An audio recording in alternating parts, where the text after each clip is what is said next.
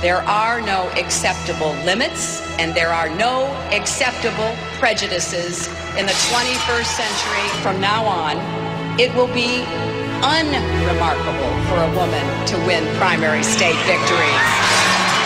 Unremarkable to have a woman in a close race to be our nominee.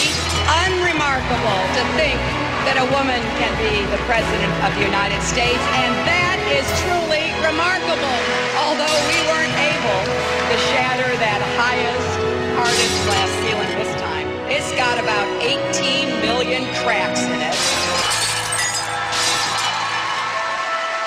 The first 4 women were elected in 1918 to the State Assembly. Grace Doris, Estill Broughton, Anna Saylor, and Elizabeth Hughes were re-elected, but lost their seats to men by 1924. Over the next 50 years, only 10 other women served in the Assembly. Today, there are less women running and winning offices in California. What the research tells us is that when a nation, a parliament, a Congress, a state, a legislature gets more than 30% women, the conversation fundamentally changes. The budget changes, the issues under consideration change, and suddenly you have an entity that's much more concerned about health and education and preschool, and you have much more attention to the needs of the elderly, and you know, it's just a better arrangement. We want to be able to afford our health care. And I'm very happy and very proud to unveil this year's SB 840, the California Universal Health Care Act. We have never gotten over 30% in California.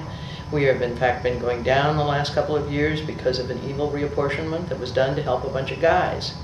And I'm sorry, that's really what happened. 8 good women, 2 Republican women, and 6 Democratic women were pushed out in favor of 8 fellers. I want access to education for children at all levels, a good, quality public education. We all know that we're in a tough budget year. The governor wants to cut almost $5 billion from the education funding from across the state. We're here to say that cannot happen, and we're going to work together to stop that. You know, on balance, what you find in the country historically has been the bigger the state, the fewer the women in the legislature. The bigger the city, the less likely a woman to be mayor. The bigger the county, the less likely the women are to be on the boards of supervisors. Why? Because it's very expensive to run. Either statewide, we have 1 out of 7 constitutional officers, and Deborah Bowen, she is only the 6th woman in history. I'm the 4th. You know, you really and truly find that most of our big cities, with the exception of Sacramento and right now in California, have men as the mayors. You find that, in fact, when we have a little more energy around women getting in the legislature, that opens up opportunities when their congressional seats open for women who have really been groomed and have really created their own persona in terms of policy making to then step into the congressional seats. Women should be thinking about the future and our children and how to secure the world for our children in the future.